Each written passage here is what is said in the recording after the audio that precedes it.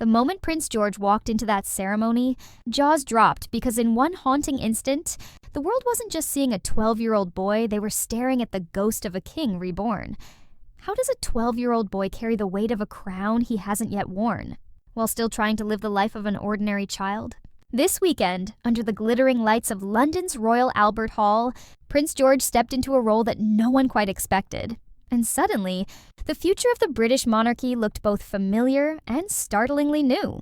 For the first time ever, he attended Britain's National Festival of Remembrance without his father by his side. Prince William was halfway across the world, returning from Brazil, leaving his eldest son to walk alone beside Kate Middleton, the mother who calls him her greatest joy, and the nation's future queen-in-waiting. Together, they carried a silent message. The next generation is already here.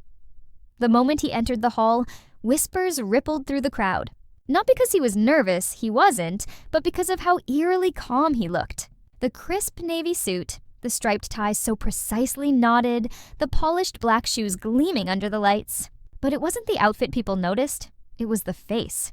Cameras flashed, and in frame after frame, viewers saw it, the unmistakable resemblance to the man who once steadied Britain through its darkest hours. King George, Queen Elizabeth's father. Social media erupted almost instantly. "He's his great-great-grandfather's double," one poster exclaimed. Another wrote, "He looks like the ghost of a king come home." It was more than a resemblance. It was a feeling, as if history itself had walked back into the room. Beside him, Kate Middleton moved with quiet confidence, transformed from duchess to stateswoman. Her black Alessandra rich dress, with its sharp white lace collar, paid a deliberate tribute to Princess Diana's famous 1981 film festival gown. Even in grief and remembrance, she understood symbolism, and that night the symbolism was layered.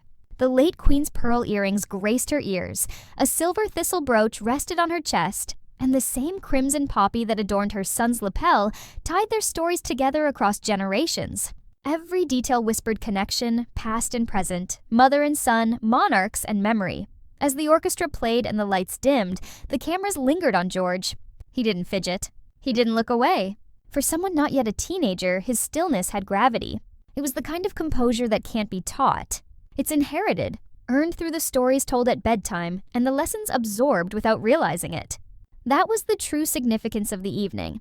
A child quietly stepping into legacy, allowing the world a glimpse of the man he might one day become.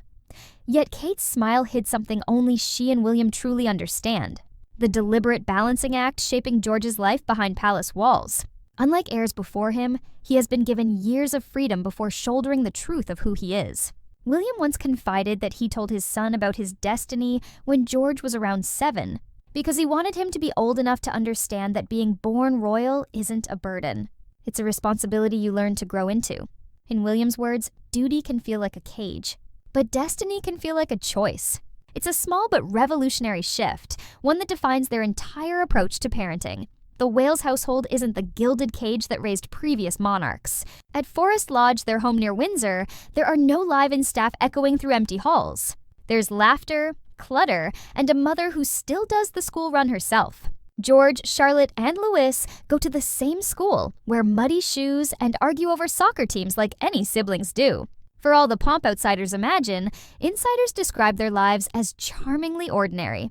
The king's future heir still has a bedtime, homework, and a favorite band whose name would make his great-grandfather blink in disbelief. But the truth is, ordinary is exactly what William and Kate have fought for. Because they remember what the weight of expectation can do when you're too young to understand it. And they've decided their children will carry legacy differently. Not like armor, but like heritage. Even so, moments like this weekend remind the world that normal doesn't erase destiny. Watching George escort his mother into that hall was like seeing history rehearse itself in reverse, a child becoming a symbol before our very eyes. He's already learning the quiet choreography of royal duty, the poised nods, the careful conversation, the gentle awareness that every blink can become a headline. Yet the brilliance of his parents' plan is that he doesn't live trapped within the sovereign's schedule.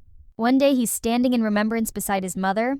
The next, he's kicking a football with his father at a local match. Cheeks flushed, cheering like any other boy. Royal experts say this duality is shaping a new kind of monarchy, one built less on distance and more on relatability. Kate's influence is clear. Warmth is power, empathy is duty.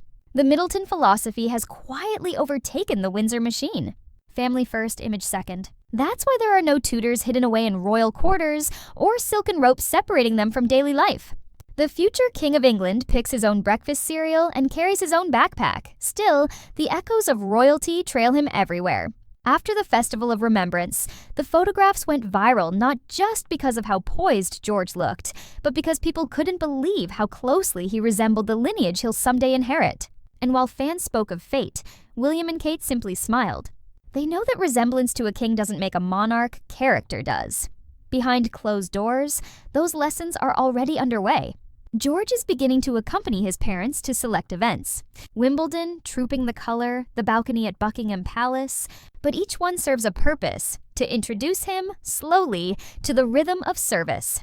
The late Queen taught it to her heir by immersion and endurance. William and Kate are teaching it by love and conversation. That difference could define the crown's future. Even now, subtle preparations are happening. Insiders confirm Eton College is likely his next step, a choice that mirrors his father's path, but under gentler conditions. There will be no titles echoing down the hallways, just George Windsor. No deferential nods in school corridors, no bowing classmates. It's a statement, leadership through relatability, not intimidation. William wants his son to learn loyalty, friendship, and humility before politics and power. And yet, this softness doesn't erase responsibility. It redefines it. Because when the cameras catch George standing beside veterans, face solemn, eyes bright, you realize he already understands more than most give him credit for. He may not yet know the details of governance or constitutional duty, but he knows respect. He knows history. And perhaps most importantly, he knows gratitude, the recognition that he stands where millions sacrificed. That understanding, at 12 years old, is what stunned observers the most. As the ceremony drew to a close, and the final notes of God Save the King faded into silence, Kate placed a hand gently on her son's shoulder.